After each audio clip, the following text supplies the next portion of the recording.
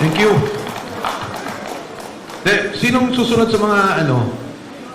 Oh, ganito no?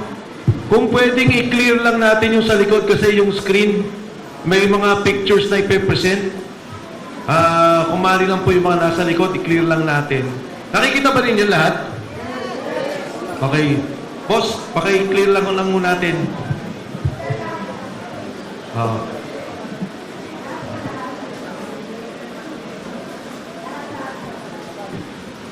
Clear lang natin, ha?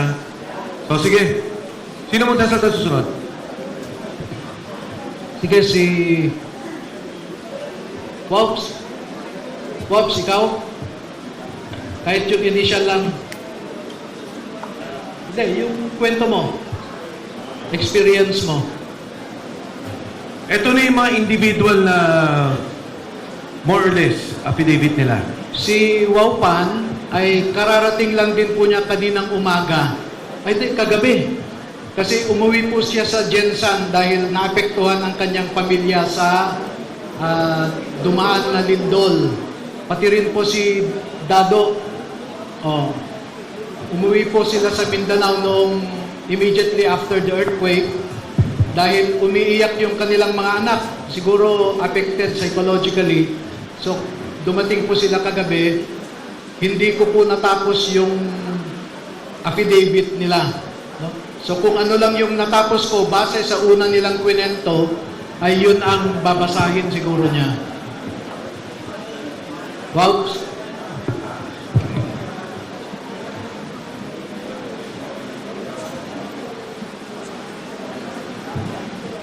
Magandang hapon po sa lahat ng narito po. Salamat po sa inyong pagpunta. Ako po si Rosbert Makasasa Opan, Pilipino, nasa 8 gulang at ininirahan sa Taguig City. Matapos na makapanumpa ng naayon sa batas, ay nagpapahayag at nagsasalisay ng mga sumusunod. Personal na impormasyon at pinagmulan ng trabaho. Ako ay dating enlisted personnel ng Philippine Marine Corps. Pagkatapos ng aking paglilingkod sa militar, pumasok ako sa perbanong sektor bilang security professional. Ako ay naging dating empleyado ni Ginoong Elizalde Esco, nakilala rin sa tawag na Boss ESC o Boss Saldi.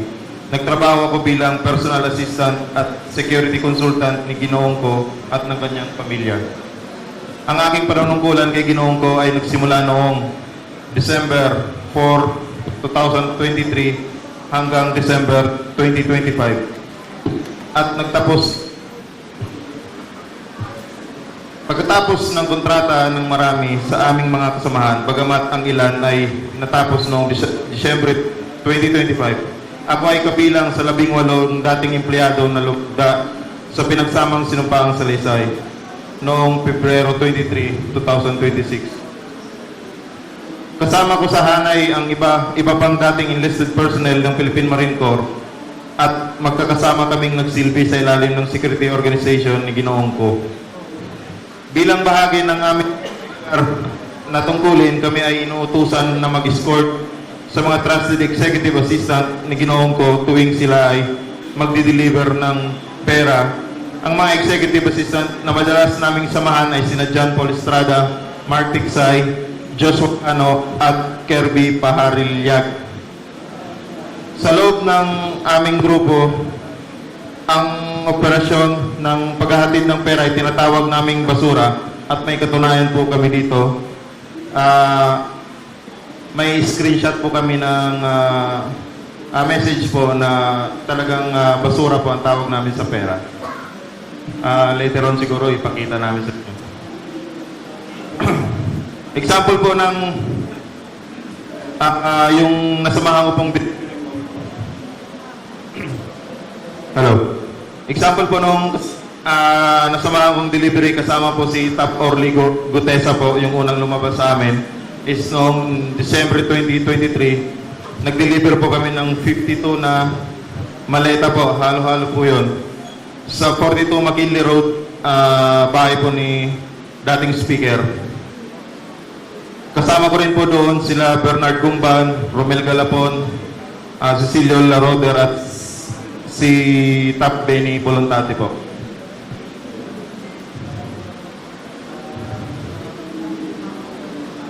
At saka yung isa pang nasaksihan ko po ay yung pagpunta po ni Secretary Amina Pangandaman sa Horizon Hawk na kumuha po siya ng 2 maleta. Inutusan po kami ni John Paul Estrada po. Kami dalawa po ni Sarge Stube. Binaba po namin galing sa 56th floor papuntang basement 2 or 3 po yon.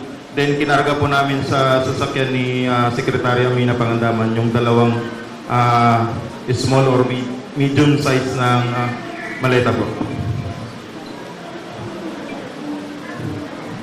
At saka kasama rin po ako sa lakad po ng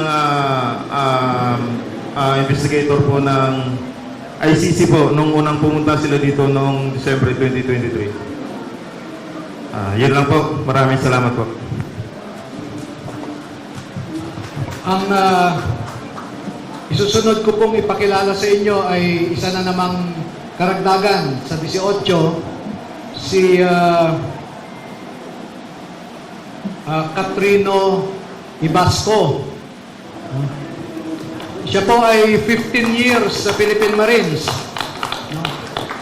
14 years sa combat duty, 1 year as medic. At nung ibinabalik siya sa combat duty ulit after 15 years, ay pinakiusapan siya ng kanyang asawa at mga anak na kung maaari wag na siyang bumalik sa combat duty. Kaya dineclare po siya na AWOL at dishonorably discharged siya after 15 years. Dahil po sa pamilya, ang rason niya kaya hindi na bumalik sa serbisyo. Hindi po siya nagnakaw. So, magandang hapon po sa ating lahat. Ako po si Catrino L. Ibasco. Bali, nakapasok po ako, ay nakapagtrabaho po ako kay dating Congressman Elizalde ko noong 22 July 2024. Bali, ang naging trabaho ko doon ay una po, nakapag-akot po ako ng malitang pera sa Horizon pa po sa 56th floor sa unit po ni Bosaldi. Nakapag-security escort din po ako sa ICC. At pagkatapos po mula March hanggang August 2025 ay assign po ako sa bahay ni dating Congressman Elizalde ko. At ang trabaho ko po doon ay nagbantay po ako ng mali-malitang pera doon sa bahay niya sa loob ng 6 na buwan po. At ang huling trabaho ko po, pagbalik ko po ng August, may pinatrabaho po sa akin si Sir Dominguez nung pumutok na po yung issue na to. Pinatago po sa akin yung parang equipment po o machine na nakaka-receive po ng text and call na si Boss Aldi lang daw po ang meron doon saka si speaker. Bali, tinago ko po yun doon po sa loob ng Camp Aguinaldo ng mga ilang araw. Tapos pinalipat po sa akin sa bahay po ni